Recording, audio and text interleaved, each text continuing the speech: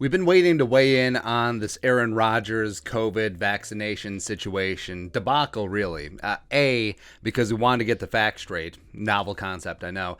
B, I wanted to take a step back and not just make this a straight up troll, although that certainly would be fun, but yeah. And on this channel, we don't talk about COVID or vaccination or politics or anything like that. We figure, hey, this is a football and a bad jokes channel. This is what you came here to do. We respect your time. We respect your attention and energy. And there are many other places that discuss those things ad nauseum if you want to go down that rabbit hole. But when it affects football, okay, we sort of have to talk about it. Recapping the events. Wednesday morning, Aaron Rodgers tests positive for COVID, and it was announced that he will miss the game against the Chiefs. And initially, we thought that's sort of weird because he said that he was vaccinated. Why is he automatically missing a game and having to sit out 10 days like an unvaccinated player?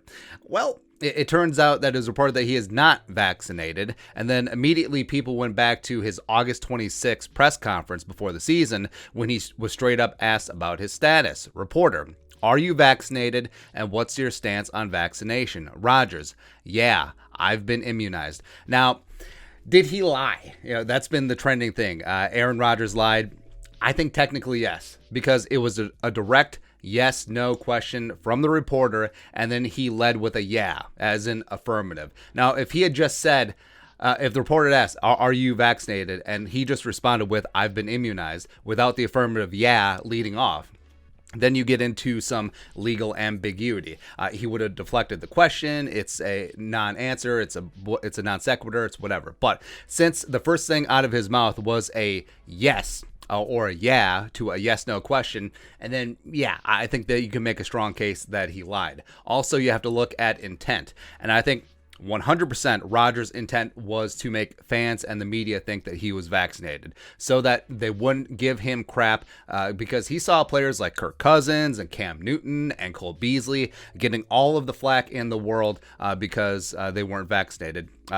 Cam did get the shot because he's free agent now, so whatever. But Rodgers, he doesn't like being shat on. He doesn't like being a giant deuce taken on him, unlike OBJ. He doesn't like being hated on by the fans or the media. He's very sensitive to that. Yeah, he is. So I think that he saw this as a way to sidestep things. And hey, if I don't get COVID throughout the season, it's a no muss, no fuss, and we're good to go there. But we'll see. Now, we've seen reporting in both directions that Rodgers had been following unvaccinated protocol at the facility. We've seen reports that he hasn't. Who really knows at this stage? The NFL is investigating. Now, I don't agree with all the protocols, but rules and protocols are in place for everyone. And if there's going to be punishments, it should apply equally to Aaron Rodgers, just as it would a guy on the practice squad. Because if it turns out that Rodgers did violate some of these protocols, why are all the other players following them? If he skates with no punishment, and it turns out that he did violate these things, why is anyone else following these rules?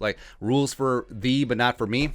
Now, I do think that the NFL will do everything to try and protect their alleged reigning MVP and allegedly one of their most popular teams. You know it's going to happen. It's going to happen. But also, they have to balance with the media just attacking them if it looks like they're lackadaisical about all these COVID restrictions. They have to come down hard on teams like they did last year with the Broncos to show that they are taking this thing seriously or whatever. And now, the earliest that Rodgers can return is the Saturday, November 13th, before their Sunday game against the Seahawks. Packers play the Vikings Sunday afterwards, week 11. Now, I don't think for 1 second that they would suspend Rodgers. Even if Rodgers was violating all the protocols and he was licking every surface at the Don Hudson Center, I don't think that they would do that. The NFL would be like, what can you do? Get out there, Aaron, and throw the ball.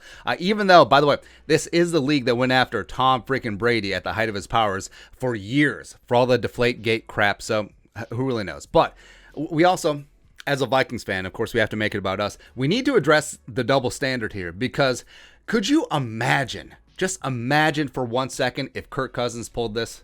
The wall-to-wall media coverage for 2 months.